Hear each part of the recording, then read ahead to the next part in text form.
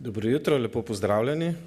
Spoštovana generalna direktorica, spoštovani udeleženci in udeleženke konference, drage dame in gospodje, lepo pozdravljeni v imenu Nacionalnega inštituta za javno zdravje. Danes se posvečamo temi, ki je v sodobnem času vse bolj pomembna, nekemičnim zasvojenostim.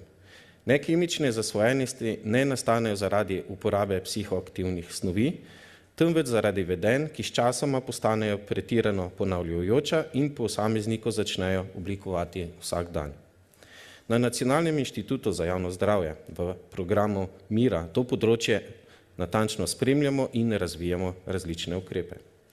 Za oceno stanja na področju nekemičnih zasvojenosti je ključno izvajanje raziskav, ki temeljijo na kakovostnih in reprezentativnih podatkih.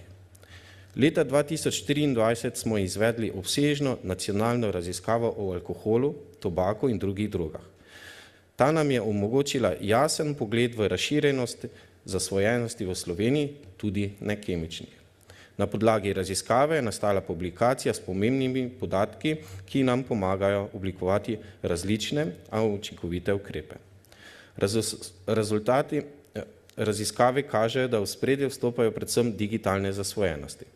Prisotne so v vseh starostnih skupinah, seveda pa najizrazitejše pri mladih, pri katerih so lahko posledice še posebej dolgotrajne. Podatki kažejo na povečano tvege pri uporabi interneta, družbenih omrežij, videoiger in, kot smo videli, tudi iger na srečo. Številni mladi se vključujejo tudi v športne stave.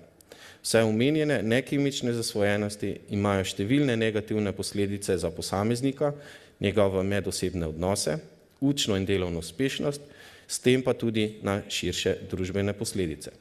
Naša naloga je, da strokovno opozarjamo na tveganja in pomagamo oblikovati ustrezne rešitve. V programu Mira se poleg raziskovanja ukvarjamo tudi z razvojem in nadgradnjo preventivnih aktivnosti.